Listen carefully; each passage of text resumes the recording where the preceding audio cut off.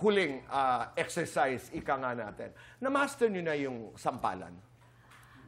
Ako, medyo. Meron ka ng technique? Naku, ang lakas niya, Tito Boy. Subukan nga natin. Subukan nga natin. Hindi, bilang pagtatapos lang. Hindi, I mean, how do you actually do it? Sige nga, Val. Kayo ni Faye. Ako, Tito Boy. Sabi mo masakit. Nagkaroon na kayo ng eksena? Opo, Tito Boy. Talaga? Kailan? Sa wish ko lang. Okay. Yes. So, ano ang Nag-aaway technique? kami doon. Ang technique kasi, Tito Boy, kung sa rehearsal pa lang, sasabihin nyo na kagad kung ano yung gagawin. Kunyari, dito po ako sasampal. Ikaw talagang sasampal kay Val? Ikaw ang sumampal kay Val? Nagsampalan po Nagsampalan kami po kami, kasi may Tito pinag-aagawan kaming lalaki. Okay. Oo. Na, by the way, papalabas din yung part 2 Part two, sa Sabado. sa Sabado. Okay. Wala. Gawin natin. Kunyari lang. Okay, lang. go. 3, 2, Kaya 1. Action! Go! Impromptu to, ha, Go girl. lang, go lang, go lang. Ano, masaya ka na? Na inagaw mo yung asawa ko? Ikaw ang nang-agaw. Anong ako? Hindi kayo kasal.